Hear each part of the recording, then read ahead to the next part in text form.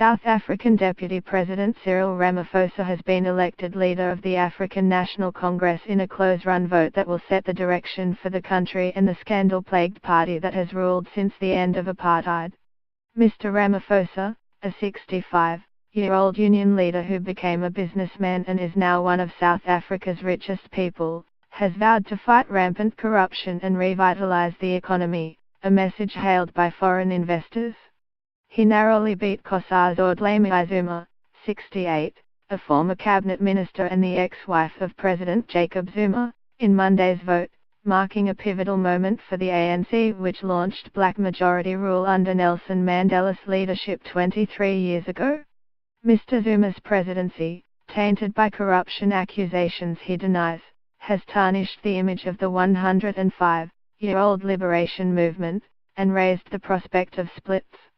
As ANC leader, Mr. Ramaphosa is likely to become the country's next president after elections in 2019. He smiled and hugged other party officials on Monday as the results were read out. Ms. Zuma, the president's preferred candidate, had campaigned on pledges to tackle the racial inequality that has persisted since the end of white minority rule. Clearly, Ramaphosa has been the darling of the business community, independent political analyst Daniel Silk said. As the party's new leader, Ramaphosa will be seen as attempting to revive prudent policy making in South Africa and stabilize the creaky ship of South African economy. That is no small task. South Africa's economy dipped into recession this year, rebounding to 2.5% growth in the second quarter. Unemployment is rampant, hovering close to 30%, and the country is rated one of the most unequal societies in the world, where the top 10% of earners received 66% of the national income, according to the 2018 World Inequality Report.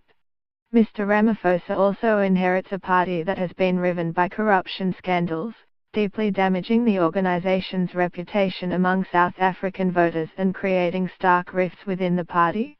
It is not clear if Mr. Ramaphosa as the ANC's new leader will call on Mr. Zuma to resign, which the party has the authority to do. Though Mr. Ramaphosa has been part of Mr. Zuma's administration, he has managed to steer clear of the corruption allegations that have dogged many of his colleagues and create enough distance from himself and the besmirched Mr. Zuma to not be perceived as part of the problem. This will be a confidence bounce, not just among markets, but among ordinary people, William Q. Medit, the executive chairman of Democracy Works Foundation, said. Reuters/AP